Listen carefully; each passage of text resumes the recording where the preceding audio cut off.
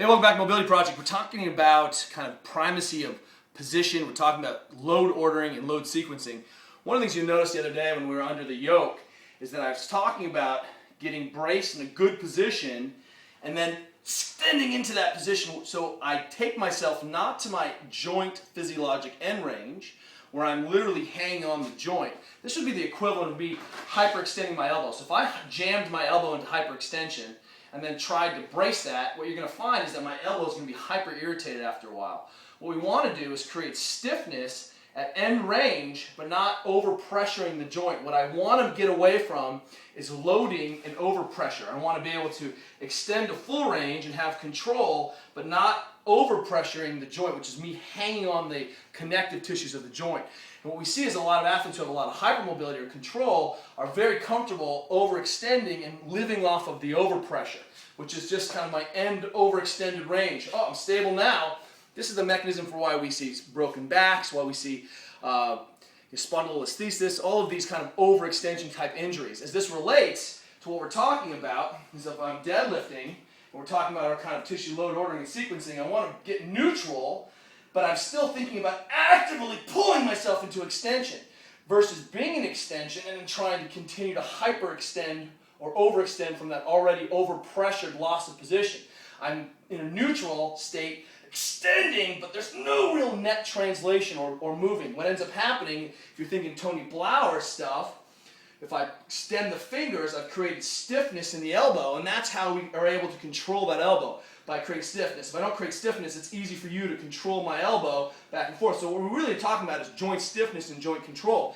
As I go ahead and load to set up my deadlift, using this kind of this mechanism, this is kind of Jesse and Mark setup. I'm going to be braced. You'll see that the best deadlifters often start at the top. I think Jesse Burdick's a good deadlifter, not the best. You can get better, Jesse. But I'm loading. I squeeze my butt. I'm organized. I'm going to load my hip first. Now I prioritize spinal loading and positioning. I've loaded now the hip and hamstring. So first his back is in a good position. Hip and hamstring gets loaded. And then I can adjust my position by bringing my knees forward. I've maintained my lumbar positioning, my head is good, I've still kept the hips loaded. Then from once I can grab the bar, now I can start to tension from the other side. I can re-tension, that's what I'm looking for, that big tension, and then I can pull myself back into a really tight organized position where I can spread the feet, etc., and get into that tight organized position. But it's still primacy of back is loaded, then hip. What we don't want to see, and I've got a good video from a local coach, is me trying to put myself into a bad position where there's a lot of tissue load strains and then try to get organized out of it.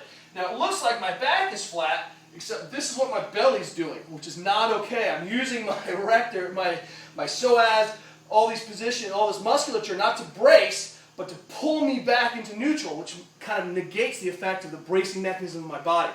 I want to get braced, then load the one joint, bam! And then I can reload, tension, and I'm developing that stiffness and pulling myself into that mid-range versus kind of that jerk end range hanging out on the joint. Now I want to show you something. This is what Carl was recently doing.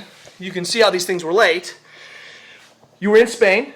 Well, basically I was working with a pretty good gymnast that happens to have hypermobility issues in the elbow, and when he was doing his iron cross, that everyone loves iron cross, but in high-level gymnastics it's a pretty simple position to get into. It's pretty low difficulty, but he always has pain, and he can never transition. Where does he have pain? He has pain everywhere, but in the elbow, basically in the front portion, he gets all kinds of tendinitis and weird stuff. Check. So one of the things that we talked about is how do we do or use this kind of loading order to be able to create stiffness. Like Coach Summer talks about creating stiffness, but when you have peak stiffness, you can't have movement. And when you don't have movement, you don't have anything going for you. So how do we create stiffness, but just enough to protect the actual joint at a local level to be able to execute on movement without pain and discomfort? So in this case, if he was doing an iron cross, he was having a hard time getting that elbow locked out, but without being at end range of the actual joint, meaning or that he wasn't overpressure. Yeah, that he wasn't supported by the musculature around it. So one of the things that we made this athlete do was very simple. We would get him into a good position. We would have him do a dip into the deepest dip he could possibly do to get into peak flexion in the elbow.